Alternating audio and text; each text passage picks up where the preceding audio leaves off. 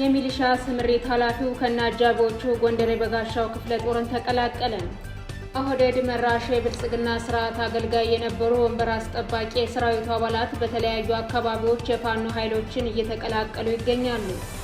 ጎንደር በሰቲት ሁመራ ዞን ጠገዴ ወረዳ የሚንቀሳቀሰው የአርበኞች ክፍለ ጦር በጠላት ሰራዊት ላይ ጥቃት ፈጸመ።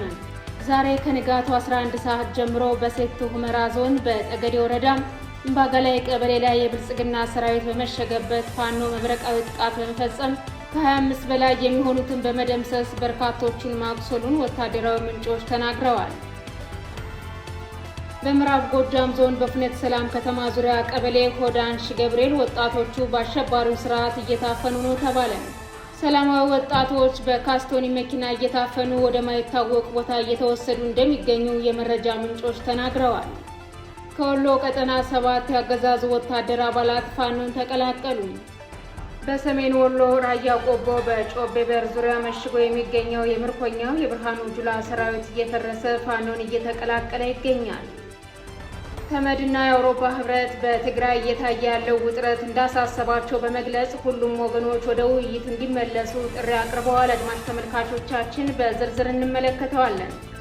ሰላም ጤና ይስጥልን። የጥቁር አንበሳ ሚዲያ አድማጭ ተመልካቾቻችን እንደምን አምሽታችኋል? ለተሰኞ ጥር 25 2018 ዓ.ም መረጃዎችን ይዘን ቀርበናል። ከዜናዎቹ ጋር ሰናይት አያሌው ነኝ። አብራችሁን ቆዩ። ወደ ዝርዝር መረጃዎች አልፋለሁ። የሚሊሻ ስምሪት ኃላፊው ከነአጃቢዎቹ ጎንደር የበጋሻው ክፍለ ጦርን ተቀላቀለ። ኦህዴድ መራሹ የብልጽግና ስርዓት አገልጋይ የነበረው ወንበር አስጠባቂ የሰራዊት አባላት የፋኖ ኃይሎችን በተለያዩ አቅጣጫዎች እየተቀላቀለ ይገኛል። ዛሬ ጥር 25 2018 ዓ.ም የጎንደር ዙሪያ ወረዳ ሰላምና ደህንነት ጽሕፈት ቤት ኃላፊ የሆነው አቶ ጃጃው ንጉሴ ሁለት አጃቢዎችን በማስከተል ሁለት ክላሽ ከበርካታ ተተኳሾች ጋር በመያዝ ፋኖዎችን በይፋ ተቀላቅለዋል።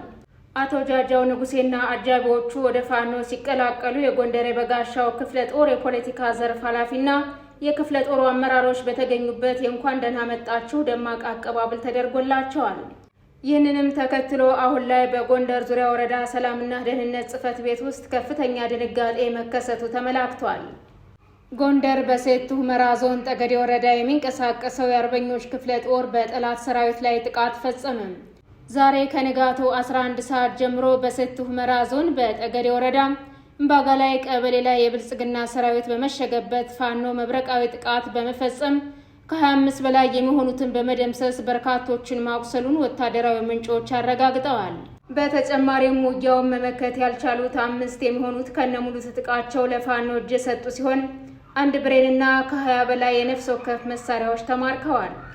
በምዕራብ ጎጃም ዞን በፍኖተ ሰላም ከተማ ዙሪያ ሆዳንሽ ገብርኤል ወጣቶቹ በአሸባሪው ስርዓት እየታፈኑ መሆኑ ተገለጸ። ወጣቶቹ በካስቶኒ መኪና እየታፈኑ ወደ ማይታወቅ ቦታ እየተወሰዱ እንደሚገኙ የመረጃ ምንጮች ተናግረዋል።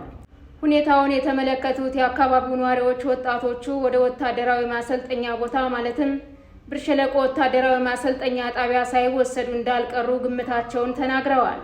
በመሆኑም ወጣቶቹ በግዳጅ ታፍሰው ያገዛዙ ወታደራዊ ማሰልጠኛ ሊወሰዱ እንደሚችሉ የተናገሩት የመረጃ ምንጮች አፈናው ዛሬም ቀጥሎ መዋሉን ተናግረዋል። ታዳጊዎችን በጦርነት እያስጨረሰ የሚገኘው የአብይ አህመድ አገዛዝ ወጣቶችን ካለፍላጎታቸው ወደ ማሰልጠኛ በማስገባት በቂ ወታደራዊ ስልጠና ሳይወስዱ ወደ ግንባር እያጋዛቸው ይገኛል። ከወሎ ቀጠና 7 ያገዛዙ ሰራዊት አባላት ፋኖን ተቀላቀሉ። በሰሜን ወሎ ዞን ራያ ቆቦ ወረዳ በጮቤ በር ዙሪያ መሽጎ የሚገኘው የምርኮኛው የብርሃኑ ጁላ ሰራዊት እየፈረሰ ፋኖን እየተቀላቀለ ይገኛል። የ802ኛ ክፍለ ጦር 2ኛ ሬጅመንት 2ኛ ሻምበል አባላትና የ11ኛ 83ኛ ክፍለ ጦር 4ኛ ሬጅመንት ቀኝ አባላት የነበሩ የብልጽግና ሰራዊት አባላት ከነሙሉ ትጥቃቸው ፋኖን ተቀላቅለዋል። በተመሳሳይ 5 የብልጽግና ሰራዊት አባላት ከነሙሉ ትጥቃቸው ፋኖን መቀላቀላቸውን የፋኖ ወታደራዊ ምንጮቻችን ተናግረዋል። ምስራቅ አማራ ቀጠና ምኒልክ ዕዝ የላስታ ጄኔራል አሳምነው ጽጌ ኮር 5 የ61ኛ ክፍለ ጦር አባላት የሆኑ ያገዛዙ የብልጽግና መከላከያ ሰራዊት አባላት ፋኖን ተቀላቅለዋል። ፋኖን የተቀላቀሉት የሰራዊቱ አባላት 5 ክላሽን ጨምሮ በርካታ ወታደራዊ ቁሳቁሶችን ስለመያዛቸውም ተመላክቷል።